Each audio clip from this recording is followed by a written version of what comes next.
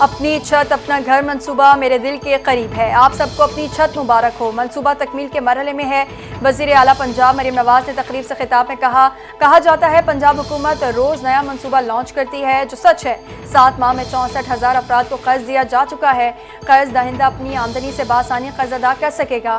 5 سال میں 5 لاکھ گھر فراہم کرنے کا ہدف ہے. مریم نواز نے کہا اس منصوبے کا کوئی متبادل نہیں ہو سکتا. اسکیم میں اپلائی کرنے کے لیے ہزارہ کالز آئیں. سینکڑوں کالیں میں نے خود سنی. اگست کے آخر تک قرضوں کو 75,000 تک پہنچایا جائے گا.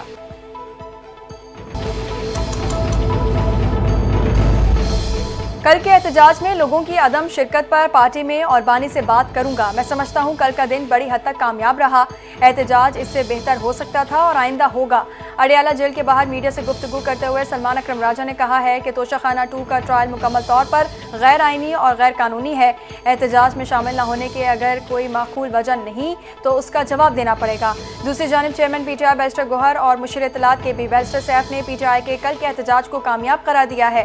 بیرسٹر گوہر نے کہا ہے کہ ملک بھر کے 170 اضلاع تمام تحصیلوں یونین کاؤنسلز میں بھرپور احتجاج ہوا. کل عوام نے ثابت کیا کہ وہ بانی پی ٹی آئی کے ساتھ ہیں.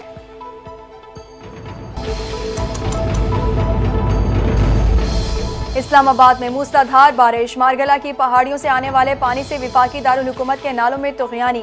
موسلا دھار بارش سے نالوں میں طغیانی کے باعث بھارا کہو، چک شہزاد اور دیگر علاقوں میں پانی گھروں میں داخل. نیو چھٹا بختاور میں بارش کے بعد گلیاں اور سڑکیں تالاب کا منظر پیش کرنے لگیں. مکینوں کو نقل و حرکت میں مشکلات کا سامنا. بارش کے پانی سے کئی گاڑیاں ڈوب گئیں جبکہ 6 سے 7 نجی ہاؤسنگ سوسائٹیز متاثر ہونے کا خدشہ ہے. شہر قائد کراچی میں آج بھی موسم ابر آلود رہنے کا امکان اور بوندا باندی متوقع ہے. این ڈی ایم اے کے نیشنل ایمرجنسی آپریشن سینٹر نے اگلے ہفتے ممکنہ موسمی صورتحال پر الرٹ جاری کر دیا ہے. ملک کے بالائی و وسطی علاقوں میں 5 تا 8 اگست شدید بارشوں کے باعث ممکنہ سیلابی صورتحال کا ڈر ہے. دریائے چناب اور دریائے جہلم میں درمیانے سے اونچے درجے کے سیلاب کا خدشہ ہے. الرٹ کے مطابق دریائے کابل میں نوشہرہ کے مقام پر پانی کا بہاؤ تیز ہونے کا امکان ہے. سوات اور پنچکورہ کی ندی نالوں میں طغیانی کا خدشہ ہے. تربیلا، کالا باغ، چشمہ، تونسا اور گڈو بیراج نچلے درجے کا بہاؤ موجود ہے.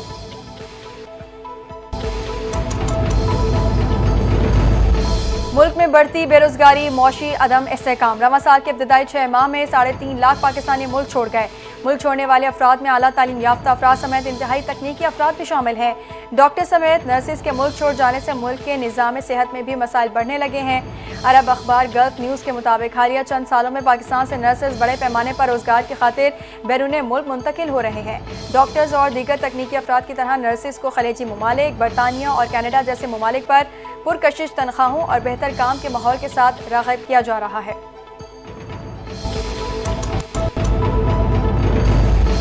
قومی اسمبلی میں غزہ کے عوام کے ساتھ اظہار یکجہتی کی قرارداد کثرت رائے سے منسوخ. قرارداد کے متن میں کہا گیا کہ ایوان اسرائیلی حکام کی جانب سے جاری بربریت اور اشتعال انگیز اعلانات کی شدید مذمت کرتا ہے. غزہ کے عوام تک انسانی امداد کی ترسیل کو روکنا تمام عالمی قوانین کی خلاف ورزی ہے. متن میں کہا گیا کہ ایوان عالمی برادری سے تمام فوری اور مناسب اقدامات اٹھانے کا مطالبہ کرتا ہے.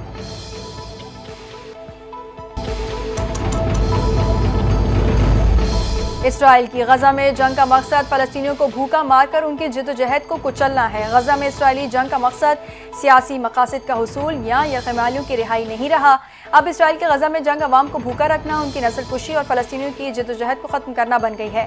مصری صدر نے کہا مصر نہ تو فلسطینیوں کی جلاوطنی میں حصہ لے گا اور نہ ہی ایسے کسی فیصلے کی حمایت کرے گا. ان کا کہنا تھا اسرائیل کے زیر قبضہ رفح گزرگاہ سے امدادی سامان کی غزہ میں ترسیل بڑی رکاوٹ ہے. مصری رفح گزرگاہ پر اب بھی امدادی سامان سے لدے 5,000 ٹرک کھڑے ہیں.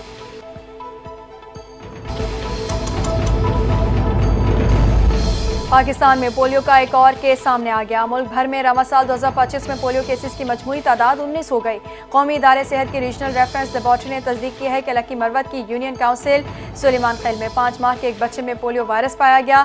اس نئے کیس کے ساتھ خیبر پختونخوا میں 2025 کے دوران پولیو کیسز کی تعداد 12 ہو گئی ہے جو ملک کے دیگر صوبوں کے مقابلے میں سب سے زیادہ ہے.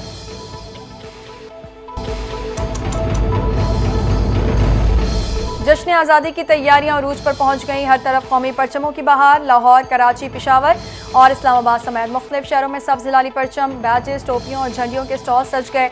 बच्चे और बड़े सभी जोशो खरोश से खरीदारी में मसरूफ। हर कोई यौम आज़ादी शायान शान तरीके से मनाने के लिए घरों, दफातर और गाड़ियों को कौमी परचमों और बरक़ी कुमकुमों से सजाने लगे। ISPR ने नया मिली नगमा जान से प्यारा पाकिस्तान जारी कर दिया। नगमे में न सिर्फ पाकिस्तान से बेपनाह मोहब्बत को शायराना अंदाज में समोया गया है, बल्कि हर पाकिस्तानी, चाहे वो सिपाही हो या किसान, मजदूर हो या लोहार, को वतन की तरक्की और सलामती का सुतून करार दिया गया है। नगमे के बोल, उठे कदम जो गैर के हम धूल चटा देंगे, दुश्मन को दो टोक पैगाम देते हैं कि पाकिस्तान की सरजमीन पर किसी भी जारहियत का मुंह तोड़ जवाब दिया जाएगा। मिली नगमे का एक अहम पहलू ये भी है कि इसमें पाकिस्तान की असल पहचान, मजहबी हम आहंगी को खूबसूरत अंदाज में उजागर किया गया है।